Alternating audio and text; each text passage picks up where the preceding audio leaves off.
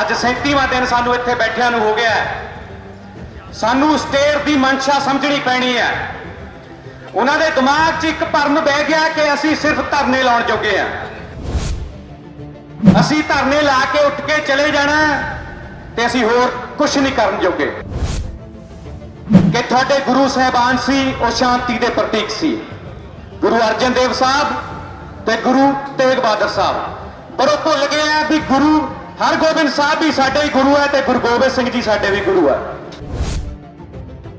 सानू ये चीज समझनी पैनी है कि जुल्म मुकदे नहीं, थले जाते ने, तख्त मिलते नहीं, मल्ले जाते ने। सरकारां ने इंसाफ नहीं देना। सानू समझना पैना है कि मौत दे डरदियां जे असीं गुरुआं दे फलसफे ते नहीं चल सकते ते लख दी लानत है साडे ते।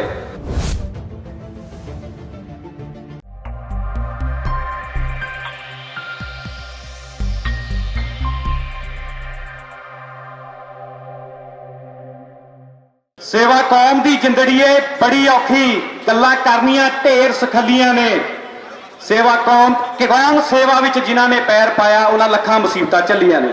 गुरु रूप साध संगत सब तो पहला इको आवाज च बुलंद फतेह दा जवाब दिओ जी। वाहिगुरू जी का खालसा, श्री वाहिगुरू जी की फतेह। अज 37वां दिन सानू इत्थे बैठिया हो गया है। सानू स्टेट की मंशा समझनी पैनी है। उन्होंने दिमाग च एक भरम बह गया कि असी सिर्फ धरने लाने जोगे हैं। असी धरने ला के उठ के चले जाना ते असी होर कुछ नहीं करन जोगे।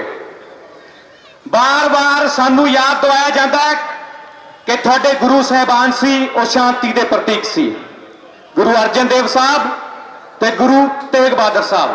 पर वो भुल गए हैं भी गुरु हरगोबिंद साहब भी साडे ही गुरु है ते गुरु गोबिंद सिंह जी साडे भी गुरु है।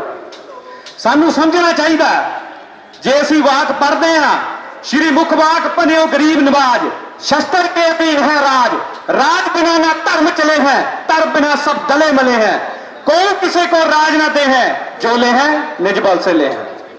सानू ये चीज समझनी पैनी है कि जुल्म मुकदे नहीं, थले जाते ने, तख्त मिलते नहीं, मल्ले जाते ने। मंगिया कुछ नहीं मिलता।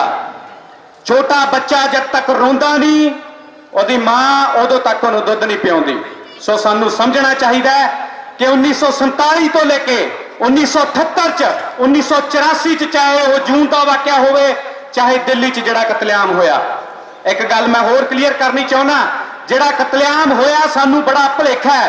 स्टेट ने एक नैरेटिव सिरजता है कि कला दिल्ली च कतलेआम होया। 108 शहरां च ते तकरीबन 15-16 स्टेटां च, जिन्हां च साडे गुआंढ दीयां स्टेटां, चाहे वो हिमाचल है, चाहे वो हरियाणा है, चाहे वो यूपी है, चाहे बिहार है, चाहे वो वेस्ट बंगाल है, सारियां च साडा कतलेआम होया ते अज तक असी हाड़े कट रहे हैं कि सानू इंसाफ दिओ।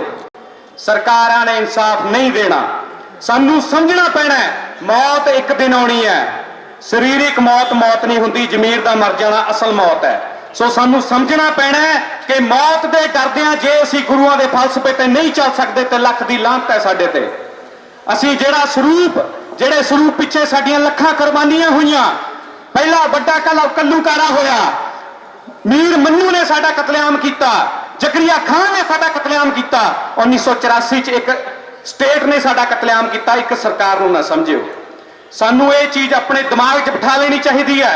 ਜਿੰਨੇ ਵੀ ਸਾਡੇ ਵੀਰ ਅੱਗੇ ਬੈਠੇ ਆ ਜਾਂ ਧਰਨੇ ਚਾਹੁੰਦੇ ਆ, ਤੁਹਾਡਾ ਖੂਨ ਕਿਉਂ ਨਹੀਂ ਖੋਲਦਾ? साडा खून खोलना चाहिए जदों ये साडे गुरुआं बारे गलत लिखते हैं।